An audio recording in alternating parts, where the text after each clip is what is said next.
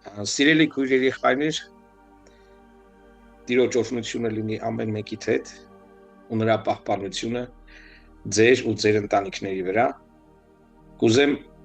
մի փոքր կիսվեմ այն հերթականության մասին, որ ինչպես պիտի լինի եկեղեցու հարաբերությունը Տիրոջից, ուզում եմ շեշտեմ, Տիրոջից դրված հովիվի եւ ծառայողների եւ Աստծո Տիրոջ եկեղեցու ժողովրդի հարաբերությունը։ Ընդհանրապես Պողոս առաքյալը ասում է, որ ոչ թե երեխեքն են ծնողների համար փող կուտակը, ես պիտի խոսեմ մեր ժամանակակից լեզվով, որ հասկանանք, այլ ծնողներն են երեխաների համար ապրուստ կուտակը, որպեսզի երեխաներին կարողանան սենց ասած կյանքի ընթացքին առաջ ապահովեն։ Դա կատարվում է, երբ որ երեխաները փոքր են։ Այսինքն առաջին, քանի դեռ եկեղեցու անդամները հոգևոր մանուկ են, նոր են վերստին ծնվել, մի կես տարի, մի տարի, ինչ հավատքի մեջ են, դեռ փորձառություն չունեն, դեռ նոր են հավատքի եկել։ Ցավոք սրտի ոմանք մի 10-20 տարի էլա էլի նույն մանուկ վիճակի մեջ են մնում։ Եվ քանի դեռ իրապես ոչ թե մանուկ են մնացել իրան չնվիրվելու պատճառով, այլ ես ուզում եմ ասեմ անկեղծ դարձի եկածների մասին, ովքեր իրապես մանուկ են հոգևոր եւ հովիվը մասնակցում է իրանց կյանքի մեջ առանց որևէ բան սпасելու։ Նույնիսկ ապագայում են այդպես։ Բայց այդ սկզբի ժամանակը առաջին մի քանի տարի հովիվը մասնակցում է այդ հոգևոր մանուկ եղող ժողովրդի մեջ, մարդկանց կյանքի մեջ, առանց որևէ մի սպասման։ Եվ լսում է, եւ խրատներ է տալիս, եւ աղոթում է, եւ հորդորում է, եւ շտկում է։ Պատրաստ է գիշեր ցերեկ, որպեսզի ամեն նրանց ինչպես երեխեն լաց ալում ու մայրը արձագանքում է, այդպես պատրաստ է հովիվը արձագանքել նրանց հոգևոր կարիքներին, որովհետև մենք այսօր խոսում ենք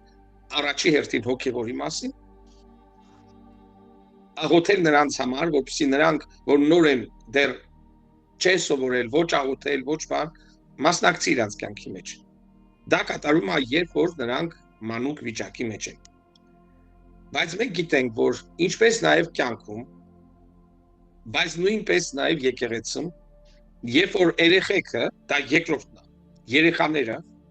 հոգևոր մանուկները մեծանում են, գալիս է մի պահ, որ հոգևոր մանուկները, ասենց ասած, սկսում են իրենք իրանց ապահովելը։ Այտենց է, չէ, երիտասարդները մեկ այդ դպրոցը պրծնում են բան, սկսում են մի քիչ աշխատելը, ձեր ծնողներին այդ իրանց աշխատանքից ոչ մի օգնություն չկա, մասնակցություն չկա, բայց ծնողների բեռը մի քիչ թեթևանում է, որովհետև սկսել են արդեն իրենք իրենց գոնե իրենք իրենց ապահովել։ Եվ այդ պատճառով շատ անգամ հոգևորները մի տարի, 2-3 տարի հետո մենք էլ տեսնում ես արդեն ամեն մանր-մունր հարցերով չեն դիմում հովիվին։ Իրենք սովորել են աղոթել, սովորել են կարդալ ու հասկանալ։ Շատ բան են սովորել, բայց ինչպես որ սովորական կյանքի մեջ, այնպես էլ հոգևոր կյանքի մեջ, ինչքան ուզում է սովորեն, դա բավարար չի, որպեսզի կյանքի լուրջ, շեշտում եմ լուրջ, ընդհարումների, բախումների մեջ, երբ որ կյանքի հետ բախում է մարդը, այդ երիտասարդը, նույն ձևը սովորական մանմնավոր կյանքի մեջ է, ու նույն ձև եկեղեցում է, երբ որ լուրջ հարցեր են առաջանում կյանքի, ասենց խաչմերուկներ են առաջանում, որ ինքը չի կարողանում կողմնորոշվի, մանր-մունր բաների մեջ սովորել էր, կարդալ, աղոթել, ծառայել մի փոքր, բայց երբ որ գալիս է մի ինչ-որ դժվարություններ է սկսում, հետաքրքիր բան է կատարվում, որ էլի ինքը կարիք ունի, որպեսզի հովիվը իրեն օգնի առաջնորդի, ասենց ասած ուսը դեմ տա, որպեսզի կարողանա ինքը անցնի։ Հետո գալիս է երրորդ ստադիան, երրորդ sense ասած հասակի բանը, երբ որ ինքը արդեն շատ հաստատուն կանգնած է իր երկու ոտքի վրա, այլաբանորեն եմ ասում, շատ հարցերի մեջ ինքը պատրաստ է ինքը իրան ապահովի եւ ինքը կարծիք ունի, որ ընդհանրապես արդեն ինքը ազատ է հովիվից եւ էլ ուսուցչի կարիք չունի։ Սա երևի ամենասաղուն ժամանակն է եւ շատ քրիստոնյաներ, երբ որ հասնում են սրան, լուրջ անկումներ են ունենում, որովհետեւ իրենք մտածում են, որ արդեն ես ինքս ինձ ապահովում եմ ամեն հոգեվոր իմ կարիքներով եւ հովիվի, ասենց ասած, հոր կարիք չունեմ։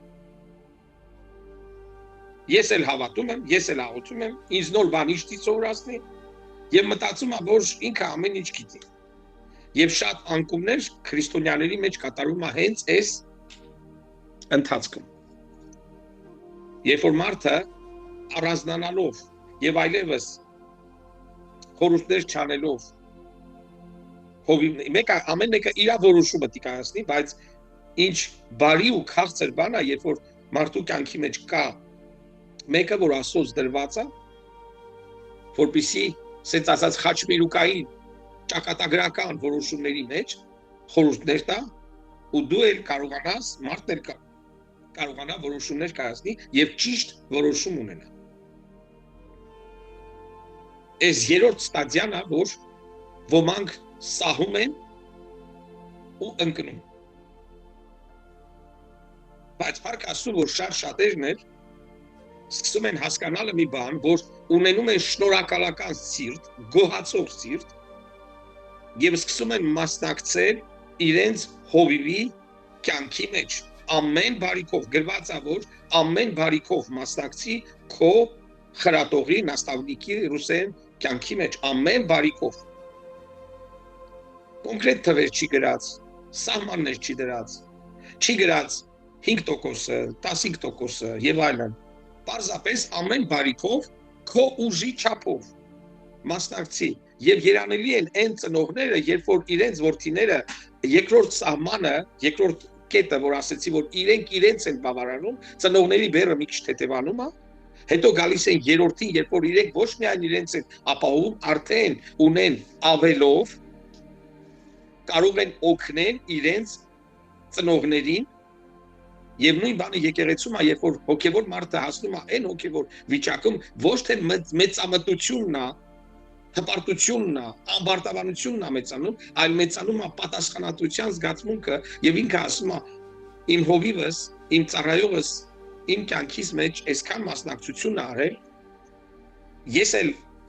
իմ ուժի չափով օգնեմ իմ վրա։ Եկեղեցուն սկսում է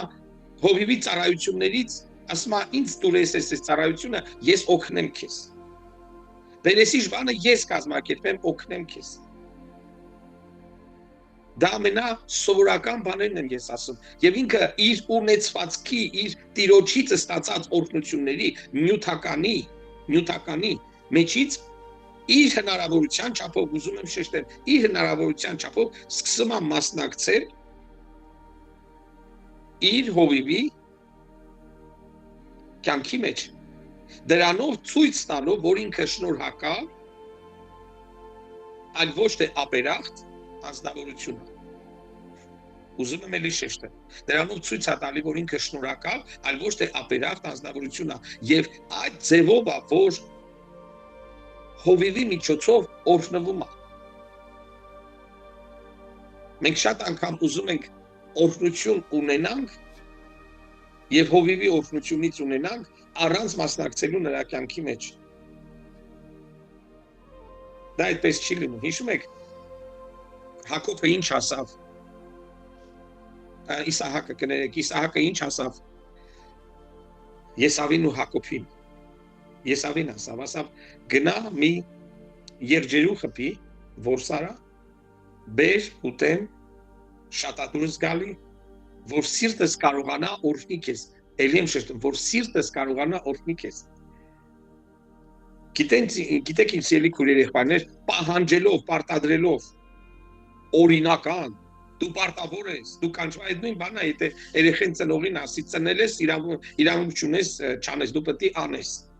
Շատ դառը ցավալի խոսքեր են։ Բայց այն մարդիկ, ովքեր որ ճիշտ վերաբերմունք ունեն իրենց հովիվի նկատմամբ, Տերը էլի եմ շեշտում, Տերը, ոչ թե հովիվը։ Հովիվը չունի իր օրհնությունը, Տերը հովիվի միջոցով օրհնում է, որովհետև գրված է, որ ձեր ամեն բարիքներից, ամեն բարիքով մասնակից եղեք ձեր ուսուցչի, nastavniki, հովիվի կյանքի մեջ։ Եվ մենք պետք է հասկանանք, որ սա, այսպես ասած, երրորդ հասակն է, երբ որ մարդը այդ հասակի մեջ է եւ ինքը զգում է իր ոչ թե մեծամտությունը, ոչ թե ասում է ես արդեն այդ ոչ մեկի կարիքը չունեմ, այլ ինքը շնորհակալ սիրտ ունի եւ ոչ հապերախտ սիրտ ունի։ Եվ մասնակցում է հովիվի կյանքի մեջ իր ամեն ունեցվածքով, իր չափով։ Եվ դա հովիվի սիրտը բացում է իր նկատմամբ եւ օրհնում է ընդհանուր եւ Աստված այդ օրհնությունը հաստատում է իր ներգործությամբ եւ օրհնությամբ։ Տիրոջ խոսքի համաձայն Տերը իր եկեղեցում դրել է հովիվներ ուսուցիչներ։ Իհարկե այնտեղ կա առաքյալներ, մարգարեներ, ավետարանիչներ, հովիվներ ուսուցիչներ։ Օրիգինալում գրվում է հովիվ ուսուցիչներ, որտեղ հովիվը չի կարող ուսուցիչ չլինի։ Առանձին եկեղեցում պետք կարան լինեն ուսուցիչներ, բայց հովիվը միշտ կանչված է ուսուցիչ լինելու։ Եվ այդ պատճառով մենք պետք է հասկանանք, որ հովիվը իր մասնակցությունն ունենում մեր կյանքի մեջ Տիրոջից ստանալով, որպես Տիրոջ պարգև, եւ մենք հովիվին պետք է նայենք ոչ թե որ ինչ որ մեկը, որին պետք է պաշտենք, այլ ինչ որ մեկին, որը պարգև է մեզ համար Տիրոջից, մենք պետք է գնահատենք, ոչ թե պաշտենք, աղոթենք հովիվին։ Կուրք սարքենք ոչ, այլ պիտի պաշտենք Աստծուն ու շնորհակալ լինենք, որ մեր կյանքի մեջ ինքը դրել է այդ պարգևը, հովիվի պարգևը, որովհետև երբ որ եկեղեցու մեջ հիշեք, դա միշտ այդպես է, երբ որ եկեղեցու մեջ հովիվ չկա, եկեղեցուն ցրվում է։ Հարցը մի հավաքույթի հովիվ չլինելու պատճառը չի, հարցը ընդհանրապես հովիվ չլինի։ Այն եկեղեցիները, որոնք հովիվ չունեն, նրանք ցրվում է եւ կզարնեմ հովիվին եւ հոտը կցրվի գրված է։ Այդ կարգավիճակը միշտ կա։ Եկենք լինենք իսկապես Քրիստոսի աշակերտներ, մենք ունենք մեկ հայր, դա մեր երկնավոր հայրն է, Աստված, մեր հայրն է, որից մենք ծնվել ենք, եւ մենք ունենք մեկ ուսուցիչ, դա Հիսուս Քրիստոսն է, միակ ուսուցիչն է, բայց հենց այդ հայրը տվել է մեզ մեր եկեղեցու մեջ հովիվ, որի միջոցով իր հայրությունն է դրսևորում, եւ տվել է ուսուցիչ, որի միջոցով մեզ ուսուցանում է, սովորացնում է։ Եվ մեր վերաբերմունքը հովիվի նկատմամբ տալիս է մեզ այդ հովիվի պարգևի, այդ հովիվի վարձքի չափով, ով որ ասում է հով մարգարին ընդունի մարգարի պես, մարգարի վարձ պիտի ստանա։ Ես ասեմ ձեզ, որ Աստված, երբ որ մենք հովիվի նկատմամբ վերաբերում ենք որպես Աստծուց ստացած պարգև, եւ այն ինչ որ մենք անում ենք հովիվի նկատմամբ, մենք վարձք ենք ստանալու Տիրոջից ելիքուր երեխաներ։ Հովիվը չի կարող պահանջել,